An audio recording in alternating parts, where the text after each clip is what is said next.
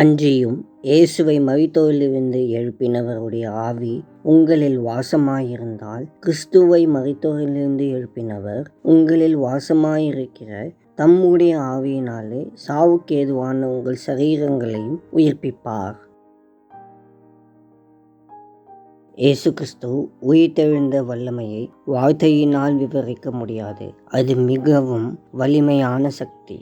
மரணத்தால் கூட இயேசுவை கல்லறையில் அடைத்திருக்க முடியவில்லை. இன்றும் இயேசு கிறிஸ்துவின் உயிர்த்தெழுதலை தியானிக்கும் நாம் அனைவரும் இயேசுவுக்கு மிகவும் பெரிய வல்லமை இருக்கிறது என்று நம்புகிறோம். ஆனால் தேவனோ, நான் அதே வல்லமையை உங்களுக்குள் வைக்கிறேன் என்று வாக்கு பண்ணியிருக்கிறார்.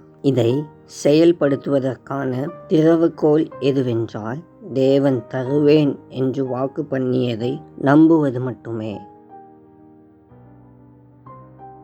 அன்பின் பரலோக தகப்பனே, எங்கள் இரட்சகராகிய இயேசு கிறிஸ்து உயிர்த்தெழுந்து என்றும் உயிருள்ள தேவனாக இருப்பதற்காக உம்மை துதிக்கிறோம்.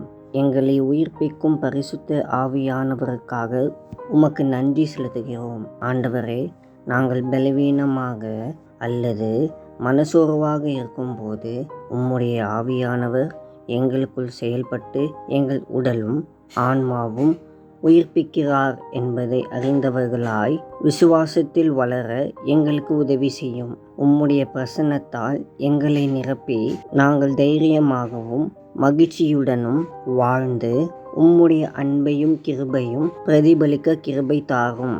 உயிர்த்தெழுந்த இயேசு கிறிஸ்துவின் வல்லமை எங்கள் முழு குடும்பத்தையும் ஆளுகை செய்யும்படி ஜெபிக்கிறோம். இயேசுவின் மூலம் ஜெபிக்கிறோம் பிதாவே, ஆமேன்.